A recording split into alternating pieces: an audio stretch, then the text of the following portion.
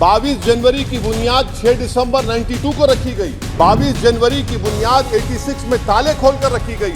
आज मुल्क के 17 करोड़ मुसलमान भारत के वजीर आजम पर एतमाद भरोसा नहीं करते, बिल्कुल नहीं करते। बता रहा हूँ, खुल के कह रहा हूँ। मैं जिम्मेदारी के साथ कह रहा हूँ कि भारत के प्रधानमंत्री और उनकी सरकार भारत के मुसलमानों से उनकी शनाख्त को छीनना चाहते हैं। ख्वाजा अजमेरी के आस्थाने पर चादर बिछाइए। नरेंद्र मोदी इस मुल्क में तारीख लिखना चाहते हैं। क्या तारीख लिखना चाहते हैं? कि मैंने इस देश को, गांधी अंबेडकर के देश को मैंने हिंदू राष्ट्र बना दिया। देश के प्रधानमंत्री सर, वतन अजीज के वजीर आजम, मैं बड़ी जिम्मेदारी के साथ कह रहा हूं कि मैं अपने बचपने में जब हिस्ट्री पढ़ता था तो मैंने एक स्टैचू की फोटो देखी थी, प्रीस्ट किंग ऑफ मोहनजोदारो। ऐसा लगता है कि वैसा ही लग रहा है कि प्रधानमंत्री नहीं है बल्कि पुजारी सम्राट बन चुके हैं वो।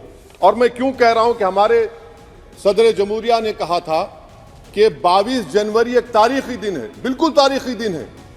22 जनवरी की बुनियाद 6 दिसंबर 92 को रखी गई। 22 जनवरी की बुनियाद 86 में ताले खोलकर रखी गई। 22 जनवरी की बुनियाद जीबी पंत ने रखी थी, इसीलिए तारीखी दिन है। और तारीखी दिन इसलिए भी है कि सर इसी ऐवान में 16 दिसंबर 1992 को हमने एक रेजोल्यूशन पास किया था। आप बताइए कि आज इस मुल्क में चाहे कोई सेकुलर पार्टी का हो या जो भी हो, वाले सब सेकुलर है, बुरा मैं हूं, किसी में हिम्मत नहीं है कि 6 दिसंबर की बात की जाए। और वो तारीखी दिन इसलिए भी है सर, इंसाफ करने वालों में एक एनसीएलटी के चेयरमैन, एक गवर्नर और एक नामजद शुदा रुकने पार्लियामेंट बैठे हुए थे।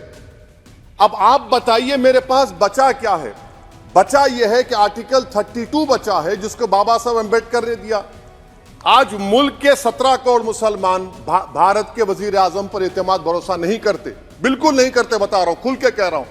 अगर आप आर्टिकल 32 का ड्यू प्रोसेस ही खत्म कर देंगे तो फिर मेरे पास क्या बचेगा सर?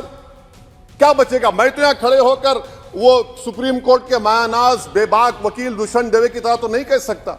मुझे आज भी रूल ऑफ लॉ में भरोसा है, मुझे आज भी कानून पर, संविधान पर भरोसा है, मगर ड्यू प्रोसेस तो फॉलो होना चाहिए। ड्यू प्रोसेस फॉलो नहीं हो रहा। एक तारीखी दिन 22 जनवरी था, एक तारीखी दिन 31 जनवरी था। सर रात के अंधेरे में अपील किए बगैर आप आरे लेकर रास्ता खोल देते हैं। क्या पैगाम दे रहे हैं सर? 600 साल की मेहरौली की मस्जिद को बगैर को नोटिस दिए आपने डिमोलिश कर दिया। मैं जिम्मेदारी के साथ कह रहा हूं कि भारत के प्रधानमंत्री और उनकी सरकार भारत के मुसलमानों से उनकी शनाख्त को छीनना चाहते हैं। ख्वाजा अजमेरी के आस्थाने पर चादर बिछाइए, मगर आप जो चादर मुझसे छीनना चाह रहे हैं मेरी मस्जिद है। आप हर मस्जिद को छीनना चाहते हैं। आप बताइए 17 करोड़ मुसलमानों को क्या पैगाम दे रहे हैं आप कि आप हर मस्जिद को छीन लेंगे मुझसे?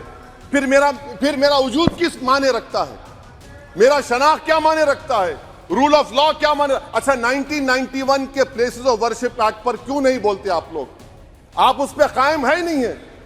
आप 500 साल की बात करते। मैं आपसे कहता हूं भाई 500 साल पे मत जाइए, बौद्ध पे जाइए, जैनिज्म पे जाइए, शैविज्म पे जाइए।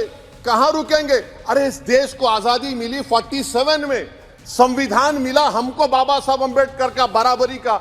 उससे पहले तो राजा रजवाड़े थे, जमहूरियत नहीं थी, लोकतंत्र नहीं था, मगर आप उसको उस बारे में लेके जाते। अरे 500 साल आगे क्या होगा बताइए? आप किसी एक सिविलाइजेशन, सर अंग्रेजी में किसी ने कहा था, civilisation can not be rewritten by hatred, history can not be corrected by demolition. आप ये नहीं कर सकते। और मैं उम्मीद करता हूं कि जब मौर्रिख तारीख लिखेगा, नरेंद्र मोदी इस मुल्क में तारीख लिखना चाहते हैं। क्या तारीख लिखना चाहते हैं? कि मैंने इस देश को, गांधी अंबेडकर के देश को मैंने हिंदू राष्ट्र बना दिया। मैं उम्मीद करता हूं कि हमारे भारत के, हमारे हिंदू भाई देश के प्रधानमंत्री की सोच को नाकाम करेंगे। उन पर है, अब देखते हैं क्या होता है।